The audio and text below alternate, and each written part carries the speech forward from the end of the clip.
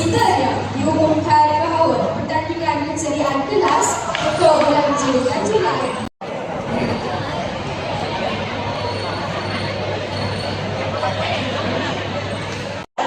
Kepada kelas 3 PSC diminta ketua kelas dan guru kelas Puan Putri Awalan Ibu Hasan untuk naik atas pentas.